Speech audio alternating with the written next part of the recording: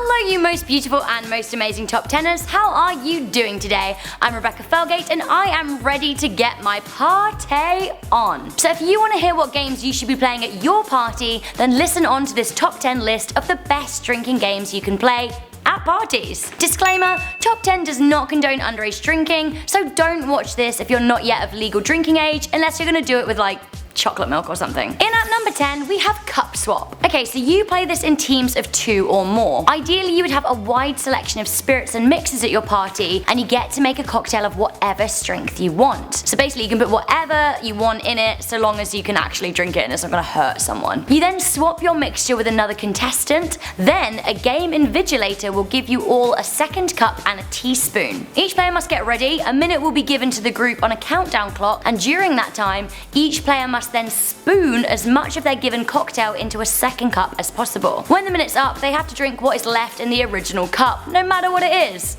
Uh-oh. In at number 9, we have Medusa. So Medusa is best played in a group of 8 or more and can work well for a huge party. So what you need is a clear table with the number of shots per player on it. Each player then stands around the table with their heads bobbed next to one another. One player will shout 3, 2, 1, and on 1, every player must look at someone else. Now if you're looking at someone who's not looking at you, you're fine. But if you're looking directly at another person, you must then fight to shout Medusa first, and basically the person who says it last has to take a shot. This keeps on happening until all of the shots are drunk. In at number 8, we have the 6 Pint Challenge. So this is a game that is for a specific type of party. A football party. A party where your friends come on over and watch the football. Or soccer as you guys say in North America. I actually don't necessarily recommend this if you aren't a big drinker, as this will mess you up. Basically, you need to drink a pint every 15 minutes of a football game, which are 90 minutes long with a halftime break. So this means that you need to drink 3 pints in the first half and 3 in the second. You are allowed a break at halftime, but God help you if there's extra time. The winner is the one that manages to stay in their seat and remember the score. In at number 7, we have Wizard Staff. Ah, ye old Wizard Staff, a time-honoured drinking game that Gandalf and Dumbledore would have surely be proud of. Basically in this game, a player's current can of beer or cooler is taped to the top of an old one before it's opened. So once that can is drunk, another can is taped to the top of that one and then opened, which can go on for a while. Now the challenge really comes into its own when you've had 4 or 5 cans,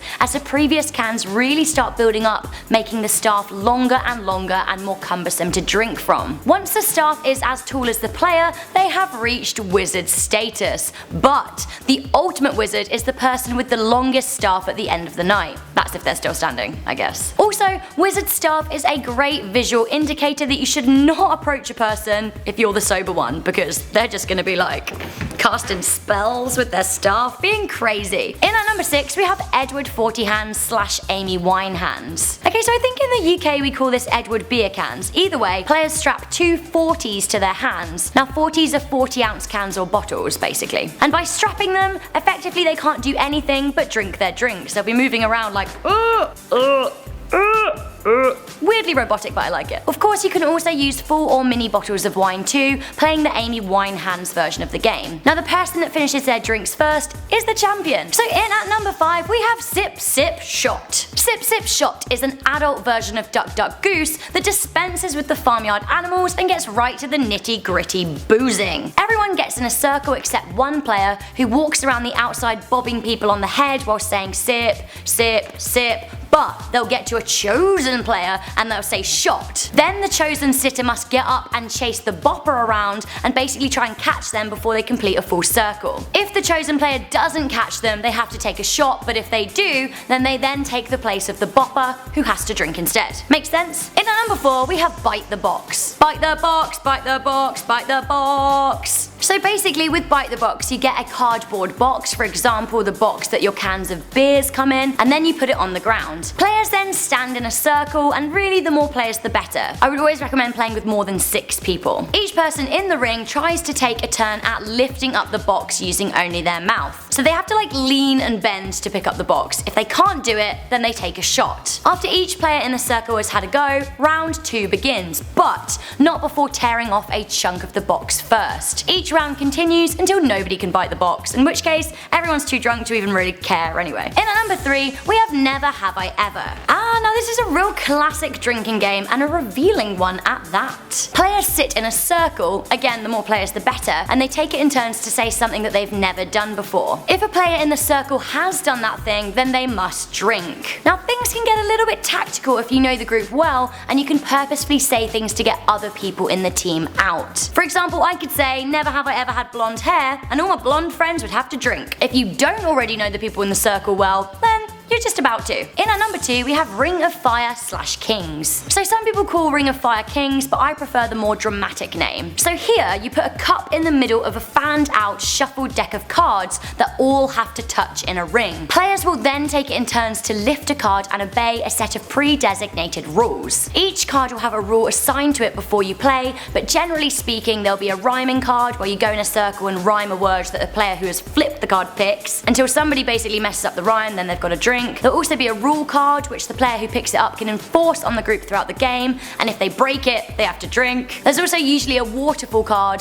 which is where players must drink as long as the person who flipped the card. Basically there are all kinds of cards. There'll also be cards that mean boys have to drink, some that mean girls have to drink, but there we go. As I said, all cards will have some kind of rule, and you can match whatever card to whatever rule at your own leisure. The only card that has a fixed rule is the king card. So for every king upturned, you must pour a little bit of your drink into the empty cup in the middle. The person who upturns the 4th king must then drink the mix, thus ending the game. Meanwhile, if somebody breaks Ring of Fire, which means the card's no longer touching another, they must take a shot. I mean, this one gets really messy and has been the undoing of me many times. Okay, so we have reached that moment in our most amazing top 10 drinking games to play at parties, where we're going to reveal our number 1, which of course has to be beer pong. So I'm actually relatively new to beer pong, as I've just moved to North America, and it seems to mainly be a North American thing. So if you guys are from the States or Canada, you'll know how to play, but for my friends back home in Europe, let me tell you what's what. Also, a little question,